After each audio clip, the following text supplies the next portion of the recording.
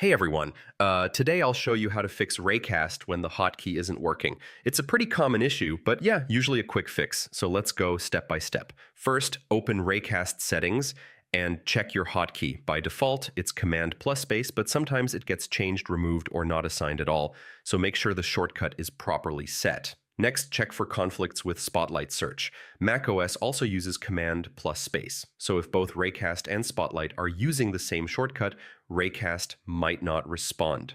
Try disabling or changing one of them. Now, make sure Raycast has accessibility permissions.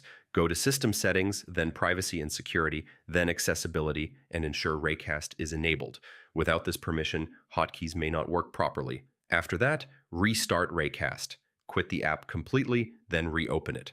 This helps apply any changes and can fix small glitches. If it still doesn't work, try assigning a different hotkey. Pick something unique that isn't being used by other apps or system features, and that's it. That's how you fix Raycast when the hotkey isn't working. Hopefully this gets everything back to normal and your workflow running smoothly.